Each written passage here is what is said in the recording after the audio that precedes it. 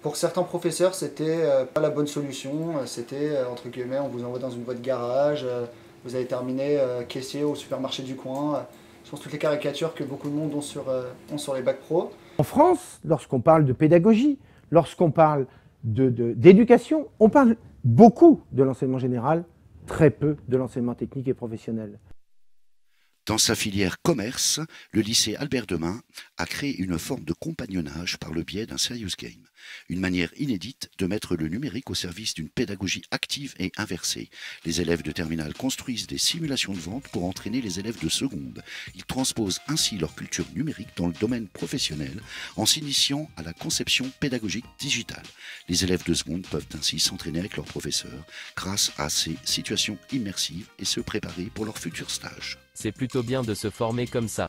Voyons comment les choses se passent. Donc notre projet qu'on a créé nous-mêmes, moi et mes camarades, voilà, donc un QCM, plusieurs réponses possibles. Donc là, évidemment, on va faire semblant de mettre une fausse réponse, ce qui va donner suite à des explications qu'on a mises en place. Moi, ce qui m'a plu, c'est une nouvelle manière d'apprendre, autre qu'à l'écrit. Là, c'est sur l'ordinateur. Pour nous, élèves, c'est bien plus pratique de travailler comme ça. Et le jeu continue jusqu'à la fin, où on a des points quand on met des bonnes réponses et des mauvaises. Selon la difficulté, on aura plus de points ou moins de points.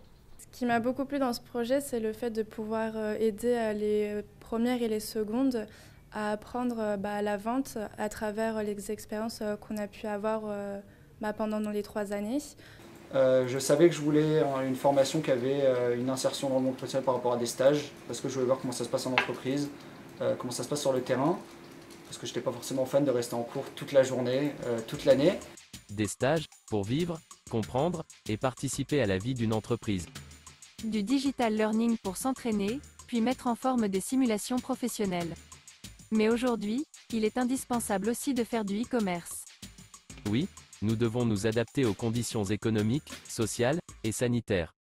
On travaille en collaboration avec une entreprise. Alors on a créé une association dont moi je suis la secrétaire, Thomas le président et Octave le trésorier. On a déjà le flocage. On est allé interroger des jeunes dans la cour pour savoir quel type de produit ils préfèrent, quel type de suite, quel type de flocage. Voilà. Alors en fait j'ai fait ce produit parce que j'aimais bien le petit signe ici, là, le petit espèce de dollar. Je suis venu de bac pro, donc BTS, je l'ai eu comme les autres. Et la professeure l'a vu, donc je pense que j'ai aussi réussi à faire changer d'avis certaines personnes. Et ça fait toujours plaisir à la fin. Et après ton bac pro, tu auras le choix entre de nombreux BTS. Et tu pourras encore poursuivre tes études après, si tu en as envie. Sinon, tu pourras travailler, car tu auras déjà une vraie expérience de l'entreprise. Le bac pro commerce, c'est top.